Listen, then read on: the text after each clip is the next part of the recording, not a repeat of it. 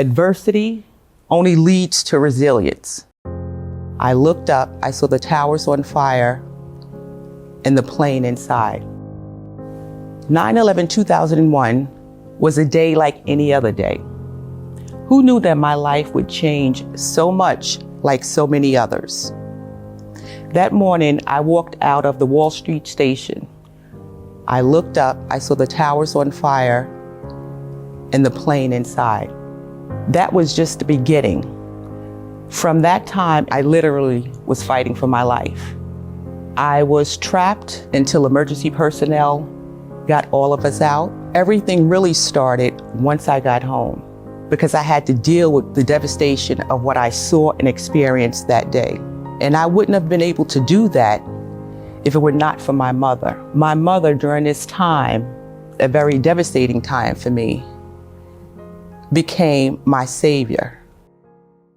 I came home from work. I saw my mom sitting in a seat. However, when I spoke to her, she didn't respond. I automatically knew for some reason that she had a stroke. I got her emergency help. So during that experience, I had to make decisions that I never thought that I would have to make as the youngest child.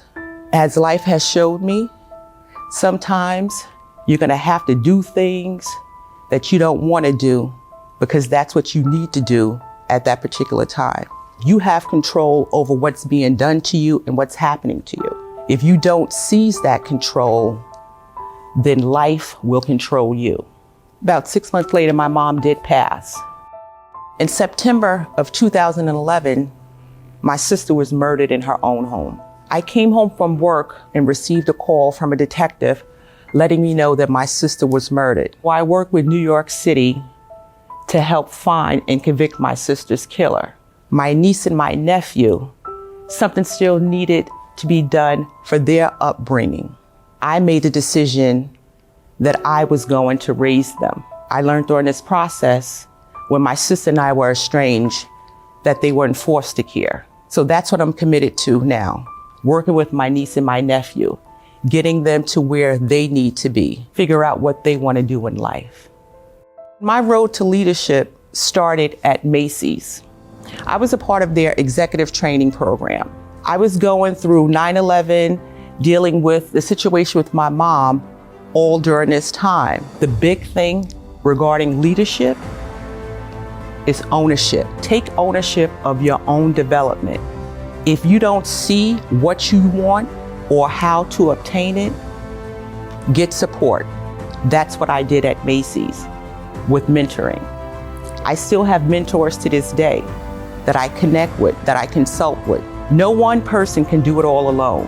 So I say to you, who's your support system?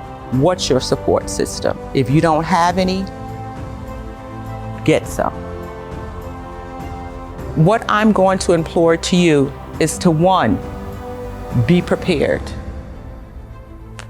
2, be honest with yourself and others. 3, seek help. When you need it, seek help. No one is going to know that you need help unless you ask for it. Seek help.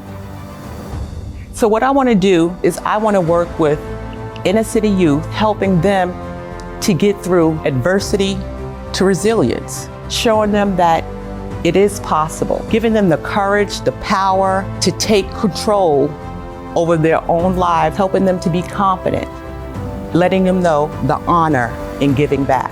With the proper guidance, support, they can get through anything. What are you going to do? How are you going to help? What impact you want to make on a young person's life?